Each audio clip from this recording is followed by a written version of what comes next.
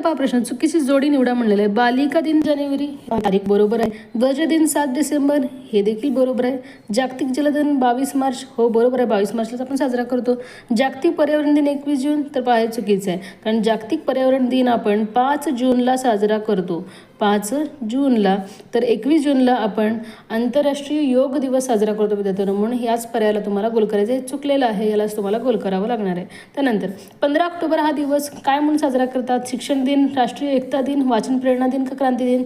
तर 15 ऑक्टोबर हा दिन आपण वाचन प्रेरणा दिन म्हणून साजरा करतो. शिक्षण दिन हा 11 नोव्हेंबरला साजरा केला जातो. राष्ट्रीय एकता दिन 31 ऑक्टोबरला आणि क्रांती दिन कधी साजरा केला जातो हे तुम्ही मला कमेंट करून सांगायचं आहे. त्यानंतर साहित्य क्षेत्रात दिला जाणारा सर्वश्रेष्ठ पुरस्कार कोणता?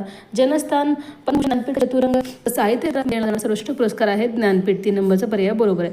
पुढपैकी कोणत्या साहित्यिकास ज्ञानपीठ पुरस्कार मिळालेला नाही असं विचारलं जातं ना?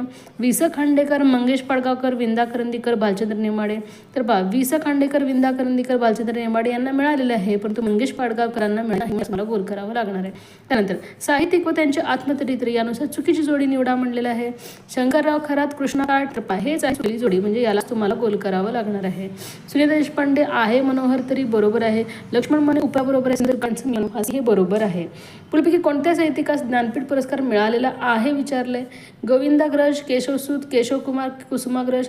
तर पहा, कुसुमाग्रज यांना हा जो काही ज्ञानपीठ पुरस्कार आहे तो मिळालेला आहे, म्हणजेच वि वा शिरवाडकर यांना.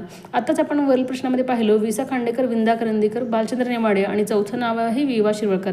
या चौघांना ज्ञानपीठ पुरस्कार मिळालेले विद्यार्थ्यांना हे आपल्याला काळजीपूर्वक लक्षात ठेवायचं आहे. त्यानंतर चुकीची जोडी निवडा म्हणलेलं आहे. मराठी नवकाव्याचे प्रणेते बासी मर्ढेकरांना म्हणतात. बरोबर आहे.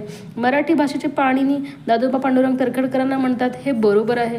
आधुनिक मराठी काव्याचे जनक नादो मानव. तर पहा हे चुकीचं आहे, कारण आधुनिक मराठीचे जनक हे केशवसुतांना म्हणलं जातं. नादो महानोर निसर्ग कवी असं म्हणलं जातं. मुलाचे कवी नाव हे देखील बरोबर आहे, म्हणजे जोडी आहे 3 नंबर पर्याय. यालाच तुम्हाला ओळखायचं. म्हणून विद्यार्थ्यांना जे काही पण आहे त्यांची काही बाई आहेत हे आपल्याला काळजीपूर्वक प्रश्न परीक्षेमध्ये येणारच, म्हणून अभ्यास चांगल्या पद्धतीने करायचा आहे. आपल्या चॅनलला सबस्क्राईब नक्की करा. धन्यवाद.